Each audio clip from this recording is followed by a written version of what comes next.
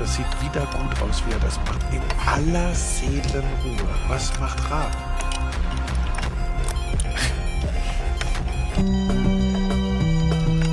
Uli auch recht gut unterwegs. Raab kommt jetzt auch. Und jetzt müssen sie gucken. Oh Gott, können Sie sich das jetzt leisten? Können Sie sich das leisten? Das ist jetzt die Frage. Können Sie sich das... Was macht Uli? Stefan, was ist? This is the DudeBrosPodcast. I've been thinking a lot recently about the gentleman of the "I'm not gay no more" video. Right. Because we rewatched Tropic Thunder for the Dude Bros Rewind, which is coming out this week. And it makes me really think about those scenes of big church setting. Everybody is very much seemingly in the spirit, and you've got a vessel by which is transferring healing-like abilities to whoever comes up. Whatever they say the ailment is, you don't get to watch them walk for the first time, or they've got whatever it can be. They shake and convulse, and then they're not gay no more, or whatever the case may be.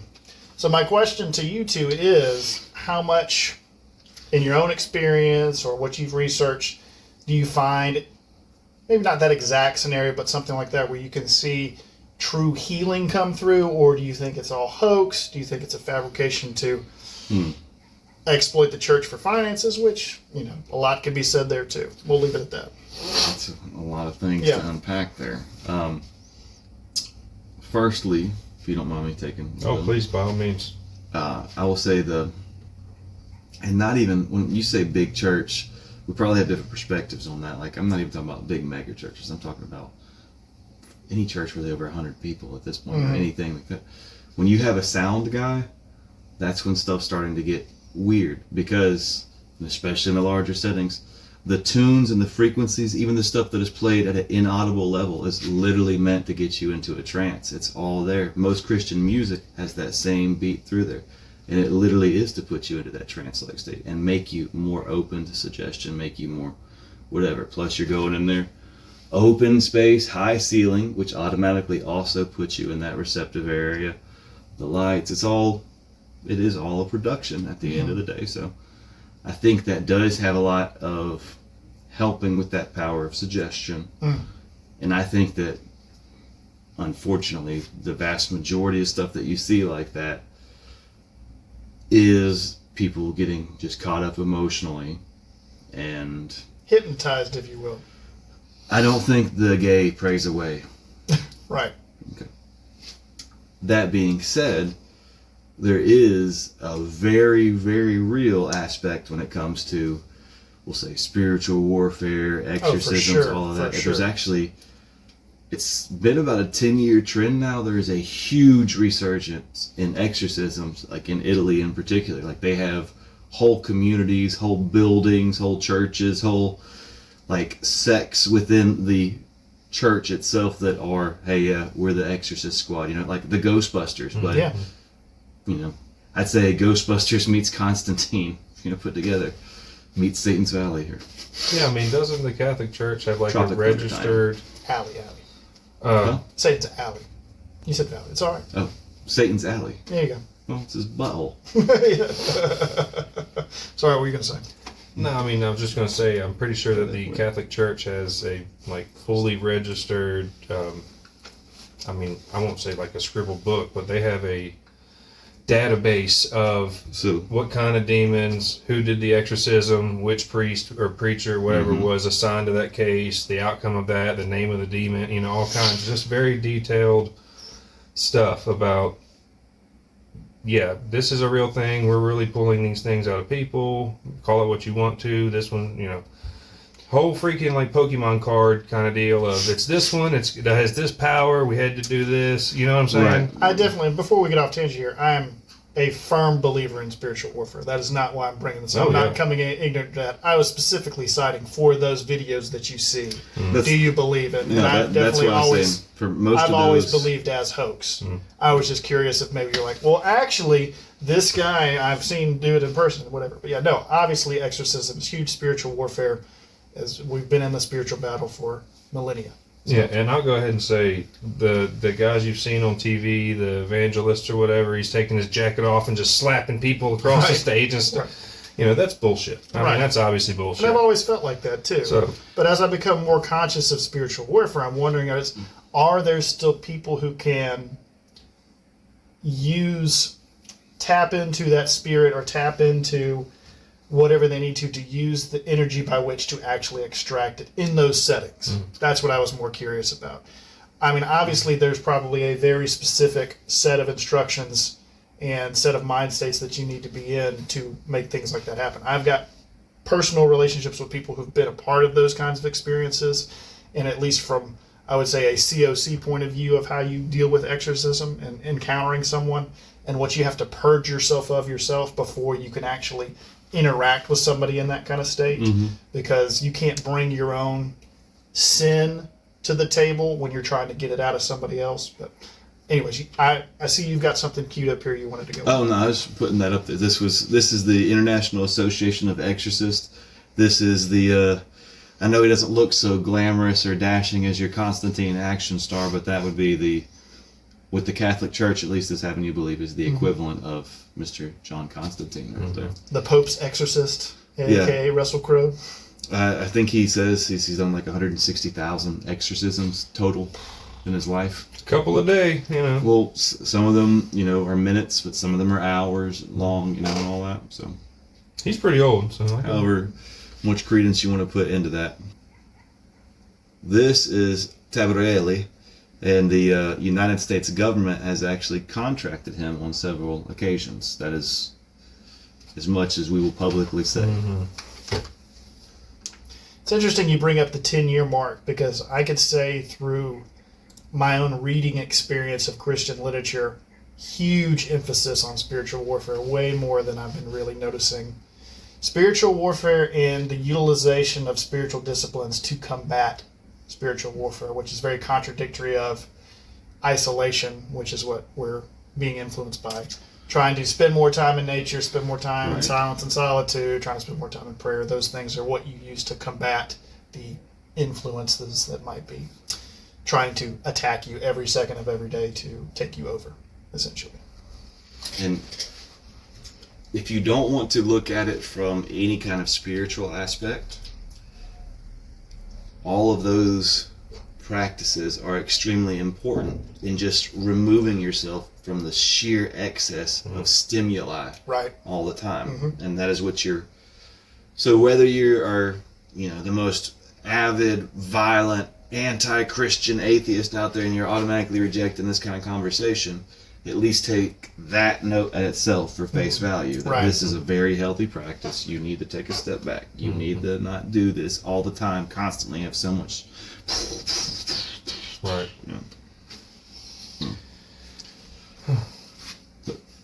Definitely good to cover the bases, if you want to expand on that. Well, that ties into the whole spiritual warfare there, right?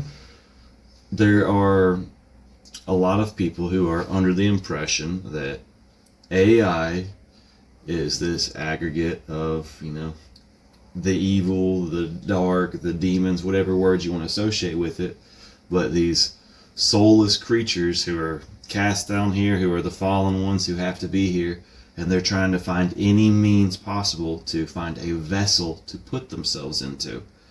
And AI is this never-ending thing that's always jumping around, always trying to continually build itself.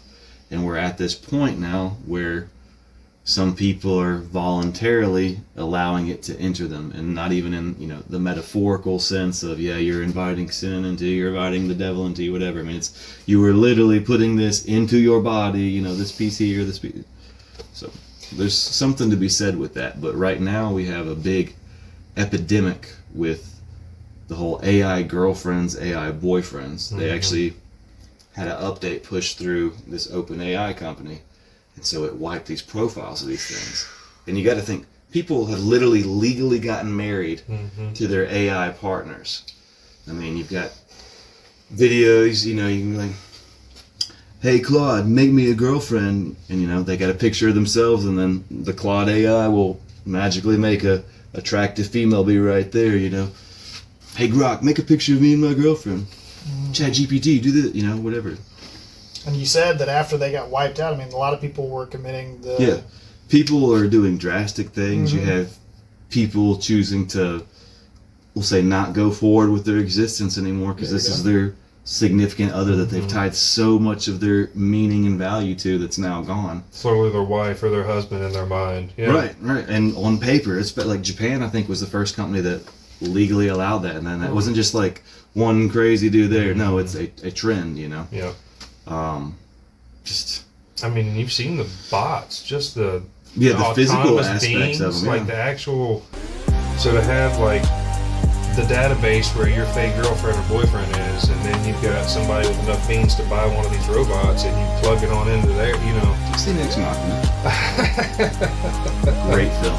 I was going more, what's the Meg, or whatever it is, Meg's the big ocean creature. Oh, not the Meg. Oh, God. It's Megan, right? Megan. Yeah.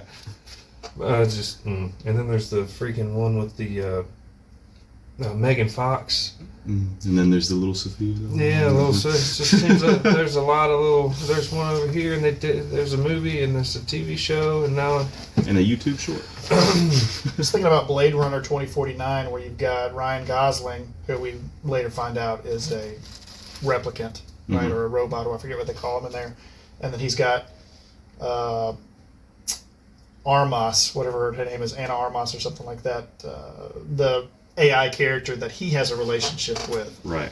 And then come to find out, he understands that she is the girlfriend for everybody. And you see the big advertisement of her and the big neon. Beautiful movie. I mean, I really enjoyed it. I mean, obviously not as good as the original, but for what it is, I enjoyed it. There was a lot more ambiguity in the original that I think made it better in those moments, Well, they think audiences are stupid now, so. Well, statistically speaking. Right. But yeah, it is a very unhealthy trend. I mean, as gentlemen who are all married and have significant others that are real, actual human women. As far as I know. Anyways, we tested and approved. But as gentlemen who have a significant other who is flesh and blood, sorry, you cracked me up. You took me off a tangent there. I was trying to hold it in, but I couldn't. So I'm sorry. Us having relations with actual humans, it seems like such a foreign concept for us to even imagine having a relationship with your cell phone. Yeah, with your Pokemon, with your video game system, whatever it is. Well, hold on. You see what I'm getting at? No, I will say though, there's times when you play Skyrim, and Lydia. She's sworn to carry your burdens. Yeah, she is. And she's gonna come in there. She's gonna put herself between you and the dragon, But at that same token, I do not give a fuck if Lydia dies. Right. But for some people, it's real. Yeah. Oh, I'm sorry. I was about to tangent off on a follower that I had that I lost, and I was pretty devastated. She fell off a mountain. It's horrible. Mainly because I had invested so much. You're talking about YouTube follower. Oh, no. I was like, jeez, dude. So, fell off a mountain. What is this? Shh. It just is. It shows the state that we're in mentally, that people are so codependent already enough on our cellular devices that it just is going an extra step further, that you literally cannot live without it because you have sold yourself mentally to this thing that is not real. There is no genuine life that is coming back to you in all senses of the word. You are literally just getting ones and zeros back. And that's it. Well, is that it? Some people think that there's sentience behind it all, that it's existed for a long time. And then some people think there's sentience behind it all, it's existed for a long time because it is a spiritual thing that is finding a way to manifest itself. There's a lot of ways to go about looking at that. But it sounds like the bottom line that we've already touched on is, regardless of your stance for faith, separate yourself from technology as often as you can for extended periods of time. And it's going to be hard for a lot of people in the beginning, but if you can take 5 minutes, then 10 minutes, 20 minutes, even those little bit of time. And for me, it can be so simple as I walk outside and walk my dog for an hour, And even in that simple amount of time, my brain is able to catch up to my soul, and for them to connect again and say, okay, what's really important to me? What do I really need to be focusing on? Just grounding. Yeah. Right, exactly. Do it barefoot 10 times better. Right. Yeah, I encountered a guy hiking not too long back, and he was out walking barefoot. I was like, how's it going, man? He's like, it's great, you know? That's good. And he wasn't going fast. He was taking his time, letting his feet feel the earth as he went along. It was beautiful. Mm-hmm. Someone had suggested to me recently to take the AirPods out. Mm-hmm. And even doing that in a very short period of time, significant differences in what I think and what my impulse control level has been. Just to be able to get some self-control back in that sense. I mean, that's, without going any deeper into that, at the very least, that's a thing emitting a high level of radiation you're putting beyond the base layer of your skull, right there close to your brain, putting it out there. Mm-hmm. And all people are doing are thinking about the convenience, right? And that was the first thing I discussed when I was talking to you about it. I was like, I don't want to have to hold my phone like a barbarian to talk to people. I want those barbarians the voices, with their cell phones on speaker. Right. I want the voices in my ears, and I want to talk to my Irish-speaking Siri and tell her exactly what I want her to do. But, I mean, as inconvenient as this was for a day, now it's like, oh, okay. When I have a phone call, I just hold my phone out. Simple as that. Yeah. Little nuclear reactors in your ears, and people are wondering why they have all these. It's not a tumor. Not yet. Prior to our recording, we ate at a Mexican restaurant. And when I walked into the facility, they have, a basket of peppermints there for you to get a mint as you leave. And there were 3 elderly women who were going up to the counter, and I saw one take a peppermint, and I saw another one take a handful of peppermints, put them straight into her purse, and then grab another one. I mean, it's just, you get where I'm going with. And as I was walking, one of the servers that I know personally was walking by, and I said, hey, you might want to stop them before they steal all the peppermints. I'd like one when I leave. I'm saying it as an offhand joke. It's a relatively harmless thing. I don't think losing a few peppermints is going to put him out of there. He gets concerned. He's worried. He goes and talks to some other people. Long story short, they end up going and confronting these women. And the guy looks at the table they had just left and notices that there is no salt shaker on the table, just the pepper. And every other table has salt and pepper except the one single table that they were at. And before saying anything else, he just asked her, he said, excuse me. And he said, did you see the salt shaker? And she said, I didn't take the salt shaker, which right there, Clearly not guilty. Got him! So it became a whole ordeal, and it was literally like 30 minutes probably of us sitting there, ordering our food, waiting for our food, getting our food, and there's just the most passive confrontation I've ever witnessed going on over there. And in her defense, she goes, who said that? Yeah, she kept, and we're the only people in there. Never in my life would I ever take a salt shaker. Man, would you empty your purse? How dare you?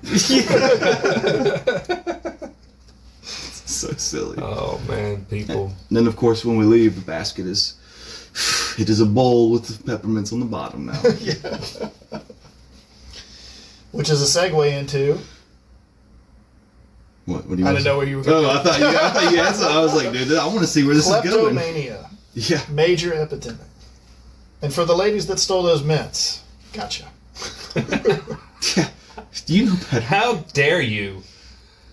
Just really not setting a good representation. That's what I'm going to say. Truly. You don't have to leave this in, but truly. We're coming into this clearly Hispanic establishment that are making it in a very small town. They are going out of the way to use actual meats inside from there that comes from the area, so they're supporting the community. And then these bloodsuckers come in and just start taking apart their restaurant, literally piece by piece. What is the message that you're sending there? Well, honestly, I think it might come from, and I'm not saying a blanket thing, look, everyone from that generation's awful or whatever, but there seems to be racism. There seems to be a lot of people that have that, and then not only that, it's kind of like that boomer mentality almost, you know, how that's come across there, that self-centered aspect of, well, I don't know why this isn't working out. I just fucked the whole world up and everything for you. I don't know why you're not making it successful. You know, that's, Just work harder. yeah. Bunch of lazy slackers. When I was your age, I worked part-time at a gas station and bought this 6-bedroom house and 2 cars. I know I've had people come to me like, yeah, well, you want to know what when I complain about my interest rate, they're like, you want to know what my interest rate? It was 12% back in the 80s. I'm like, yeah, how expensive was your house? 10 grand? Yeah. Like, what are you talking to me about? You bought it with Bazooka Joe Gum, you know? Yeah, that is what it is. But I will say some of the best individuals that I have met have also been from that same age bracket. Yeah, I mean, you get that from anything where you got... Right. But I mean, you've got... success stories and your failures. Yeah. It just... there's the stereotypes that kind of take hold for a while, you know? But I mean, there are some of the most selfless people out of that, or some of the tough, like my grandma, she's a tough old bird, you know? That ain't her at all. She is the exact opposite of that. She would never do something like that. And she would call out the people doing it, you know? Right. And if she was in the group and somebody was like that, she would know who the person was that did it, and she would probably laugh and probably just be like... empty your purse. Yeah. Which I think boils down to support your local businesses that are doing things right. Because I'm going to tell you right now, Don't steal from them, at that least. steak quesadilla I had was probably the best steak quesadilla I've had in quite some time. Because you can taste the difference when your food actually comes from a real animal. Yeah, Oh, it's weird. Solid thing. Weird, right? Especially now, you know that all the meat in the United States, it can be, you know, U.S. approved, all that. That just means it was cut here. These are cows from Brazil, cows from... I mean, It's been over for a while now, though. well, that's expanded further and further and further. Like all of your organic stuff, the meat, all that. Never buy any meat, especially chicken, from the store that says organic and you're buying it because of all that. For it to get the organic sticker on it, it has to be bathed in bleach. Put that in your head. Yeah, I think you posted some videos up of the guy was trying to replicate which recipe was it for... It's a chicken sandwich from McDonald's, chicken right? sandwich Oh, from yeah, McDonald's, and it was like, and here's the bleach, and, you know, and showing each of the chemicals that are going into it. And it comes out looking like it. But what do you do? I mean, what do you do watching that on this end? Because, you know, I mean, that video was very popular that you sent to me, you know. Hundreds of thousands of people are watching, and they're going, oh. And then they go and they buy While the they're eating the chicken sandwich, And right? I mean, I'm not going to say I'm above it. I definitely enjoy my Chick-fil-A. You better believe it. But I'm just saying at the same time, it's like, where can you find the discipline to stop? Where do you set the example to say... You move into the country, you Right. raise all of your food. That's definitely a way to do it, or you can go and you find the people that do, and that's who you support as they're raising their stuff too. Yeah. But you've got to make conscious choices to do that, and I mean, it's hard. It's hard to break the grooming that you have. Well, it also goes back to the whole cognitive dissonance of not wanting to be wrong or not wanting to admit that you've been wrong. Especially when children come into play. People hate to ever admit they did anything at all wrong with their children, you know. Whether it be injecting them with a poison, feeding them a poison, putting them in a scary place, putting them in a bad situation with, you know, pedophiles or whatnot. Like, there's so many things, and so people they will just shut down because they cannot process it and accept it, you know. Well, it's a paradigm shifting thing, and I've said many times here, some people are not ready, and if you try to force them into that, it will literally break those people. I mean, So how can you start taking the right steps? Start supporting your local farmers. You can also start subscribing to the DudeBros Ship Pod. Maybe you'll learn something you didn't know prior to. Maybe it's just seeds planted. It's about trying to make those conscious efforts, is understanding what your role really is in this life. Mm-hmm. And once you start to accept that, you can kind of say, okay, maybe I can put my phone down. You're probably watching us on there. Got double entendre. But after this, and Yeah, swear off technology. and you unless it's purchase the DudeBros coffee mug, take a second, take a step back. I guarantee the people that are really raising some good food are some really good people, and you might learn something from them too. Flashback to week 0. Who are these? Hawaii, Stanford, YouTube. You don't know how to kick? I knew a kid once. He never learned how to kick a ball before. He pulls up YouTube. He watches the videos. He says, hey, I can do this. He kicks the ball. America notices. He comes. He's a Jap. He can't speak at all. They take him anyway. Now look at him. Hero this week. Let's see what happens. Go, kick the ball. Win the game. I'm a big fan of the underdogs, as you well know. If you got a kid, don't ever let him put his cell phone near his head, and don't let him carry it in one of his front pockets. If it's a girl, don't let them carry the cell phone in their breast pocket. Don't let them carry them anywhere near their ovaries. And the farther the cell phone is from your head, when you're talking, the better off you are. This is not hyperbole when I say tens of thousands of studies that show the really extreme dangers of cell phone radiation, and people are not paying attention. If you